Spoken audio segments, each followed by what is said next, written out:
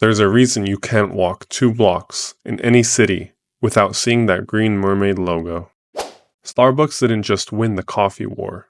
They rewired how we think about value, status, and even our own identities. This isn't a story about coffee. It's about psychological dominance. How a failing Seattle bean store transformed into a $150 billion global empire by selling us back to ourselves, one overpriced latte at a time.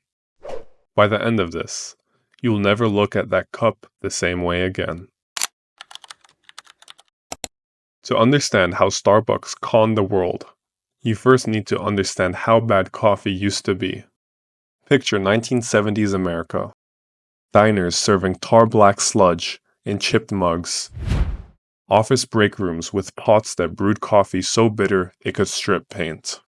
This wasn't a product people loved. It was caffeine punishment, swallowed to survive the workday. Then, in 1971, 3 college friends, Jerry Baldwin, Zev Siegel, and Gordon Bowker, opened a tiny store in Seattle called Starbucks. They didn't sell drinks, just beans, whole underground coffee beans.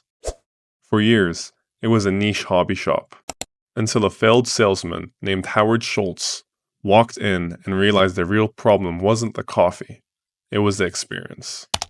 Schultz's trip to Italy was a light bulb moment. There, coffee wasn't fuel, it was theater. The baristas were performers. The espresso was just the ticket in. But when Schultz brought this idea back to America, he didn't replicate it, he repackaged it.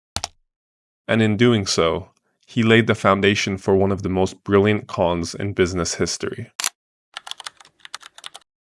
Starbucks loves to talk about its Italian inspiration. What they don't mention? They took everything authentic about Italian coffee culture and turned it into a corporate theme park. Real Italian espresso bars are loud, chaotic, standing room only. Starbucks? Plush chairs, slow service, giant sugary drinks with Italian names stripped of all meaning. Venti doesn't mean large in Italy, it means 20, as in 20 ounces of milk and sugar with a coffee afterthought. But here's the real trick. By keeping just enough foreign flair, the words, the machines, the romance, Starbucks convinced Americans they weren't paying for coffee. They were paying for sophistication, and that illusion was worth billions. Walk into any Starbucks. What do you feel? The light's warm. The music's soft. The air smells like roasted beans, even though that scent is often pumped in artificially. This isn't an accident.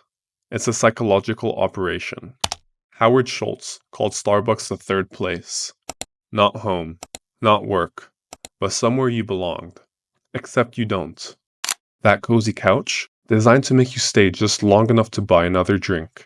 The barista who remembers your name, a corporate training trick to trigger dopamine. Even the cup sizes are a mind game. No small, just tall, which sounds bigger than it is. Starbucks doesn't sell coffee.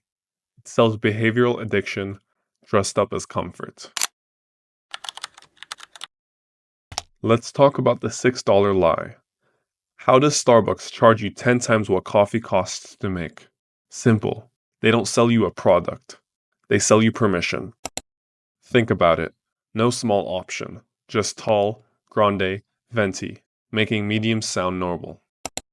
Italian words that sound fancy, but mean nothing to most Americans. Endless customizations that trick you into feeling in control. The genius? They made you feel clever for hacking the system while emptying your wallet. That $6 latte costs Starbucks about 20 cents in ingredients. The rest, pure profit from your own psychology. Starbucks didn't just grow, it invaded. Today, there are over 16,000 locations in the US alone. Many clustered intentionally to suffocate competition. In some cities, you'll find 3 Starbucks on a single block. This isn't convenience, it's corporate colonization. And the final masterstroke? Turning their cups into social currency. That green logo isn't just a brand, it's a badge, a way to signal I'm busy, I'm cultured, I matter. We don't drink Starbucks because it's good. We drink it because we've been trained to see ourselves in it. The beans were never the product. You were. So next time you walk past that mermaid logo, ask yourself, are you buying coffee or are you buying the idea of who Starbucks told you to be? Because the greatest trick Starbucks ever pulled wasn't convincing the world to pay $6 for a latte. It was making us believe we came up with the idea ourselves.